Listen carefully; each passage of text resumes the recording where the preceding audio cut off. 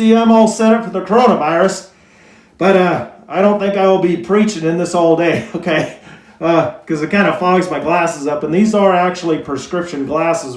I don't know if you knew that. So I'm going to take this off, and I love this mask. My wife made this mask. She's making a lot of these masks for the hospitals, and she's making for people so they can go out and be safe, okay? And I just wanted to, basically touch on that a little bit. But before I do that, Marching into Battle. That was from the Stryper CD of No More Hell to Pay, and it was released in November of 2013. And the reason why I chose that song is we're studying Gideon today. And you can go into your book, and I think it's page 24. Let me look real quick. Okay, yep, sure is, 24. And we'll be getting ready to do that. But before we go there, I want to talk about our prayer requests. Okay, we do prayer requests to every video. And if you have a prayer request, make sure you put in the comment, and I'll make sure it gets on the sheet. And I file these in a book, and so that I can go back and it says a date answered on here. And so some of these will be kind of ongoing, so I don't know if we actually have an answer date. But so, the coronavirus is a big thing. Yes, up till yesterday, we had 1,305 deaths in the U.S. Today, we're at 1,836. So we've lost over 500 people in 24 hours. Yesterday, we lost 250. The day before was 100.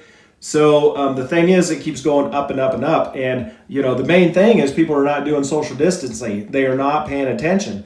So I'm praying that people will start, paying attention, doing the right thing. All right, let's be praying for our president during this time so that he stays safe. Whether you like him or not, he is the president of the United States. He needs to stay safe, and he needs to run our country. And let's just pray that he continues to, stay the good fight, okay?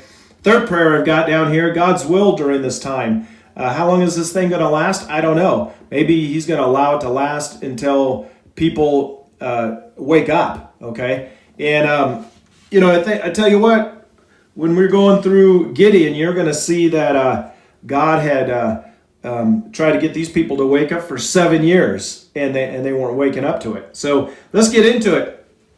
All right. The name Gideon is the Hebrew name, which is right here, which means feller or hewer. Okay.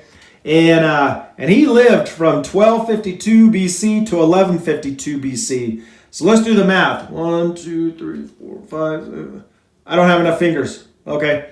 I believe if we do the numbers right, that's 100 years old. That's pretty old. Okay. All right. Well, he was the 5th judge, according to Judges chapter 6, verses 11 through chapter 8:32. You can read all about that. And out of the 12 judges, even though he was a very humble judge, he was considered the greatest judge of Israel. Okay, so let's just take a moment and find out why Gideon actually got involved with the Israelites. All right, what basically was happening was the Midianites. They had been harassing Israel for God had brought them and was harassing them because of the consequence of their disobedience. And you can read that in Judges chapter 6, verse 1. And this was disobedience to God. All right. And for 7 years, these people, the Midianites, the Amalekites, and the Eastern foreigners would go and ruin their crops and destroy their cattle. And these people didn't understand why this all was happening. And but they were very unfaithful to God. They were worshiping the gods of the Amorites. And they finally cried out to God for his help without realizing why this was happening. And you can read about that in Judges chapter 6, verse 6. So God sends them a prophet to remind them of how much God is the only true God. And he provides, he basically talks about and shows them their past and how they had forsaken him. And you can read that in Judges chapter 6, 8 through 10. Well, God hears them, and he intervenes by sending an angel to Gideon, and he calls him into service, just like the governor would call the National Guard into service, okay? And he does this from verses 11 through 14. Well, now that we know why Gideon got involved with the Israelites and got involved in this whole skirmish here, we're going to fast forward to Judges chapter 6, verses 37 through 39. And we're going to read that. It says, "Look, I shall put a fleece of wool on the threshing floor. If there is dew on the fleece only, and it is dry on all the ground, then I shall know that you will save Israel by my hand, as you have said." Verse 38, "And it was so. When he rose early the next morning and squeezed the fleece together, he wringed the dew out of the fleece, a bowl full of water." 39, "Then Gideon said to God, 'Do not be angry with me, but let me speak just once more. Let me test, I pray, just once more with the fleece. Let it now be dry only on the fleece, but on all the ground let there be dew.'" So Gideon basically does what Deuteronomy 6:16 says not to do, and that's to test the Lord thy God. Now, one of the places I do know that God tells us to test him is in our tithes and offerings. And, and that's in Malachi. And, the thing is I've never asked for money in any of my videos because I simply don't need it, okay? Your tithes and offerings need to go to your church unless, you're a PEC member and you're tithing, once a month to our ministry, and that's that. But, that's one place I know God asks, test me in this. See if I don't overflow, okay? But what Gideon's doing is he's actually making sure he's hearing God right, okay? So first he requires God to put the dew on the fleece, and on the ground is all dry, and then he wants it flipped around, and says, make the fleece dry and the ground wet, okay? And so that happens, and with just 300 men to fight the Mennonites, Gideon and his army never raises their hand. They never have to actually physically fight them. They surround their camp, cause all kinds of noise, and these people wake up and they're all freaking out, and they end up killing themselves. Okay, but he does this with 300 men. But how many men do you think he actually had at his disposal? Well, this was something that I hadn't realized until I started digging deep. He actually had 32,000 in his army. But what God basically says is, this is too many, okay? I want to show my glory, and I want to show, how powerful I am with less. So with an obedience, he reduces that down to 22,000. Well, God says, that's still too many. And you can read about that in Judges chapter 7, verses 2 and 3.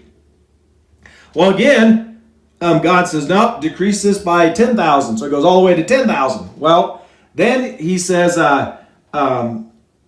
we're going to even decrease that more. And he does that by taking the men down to the water, okay, and having them drink out of the river there. Well, let's read Judges chapter 7, verses 6 and 7. "And the number of those who lapped, putting their hand to their mouth, was 300 men. But all the rest of the people got down on their knees to drink water. Then the Lord said to Gideon, by the 300 men who lapped, I will save you and deliver the Mennonites into your hand.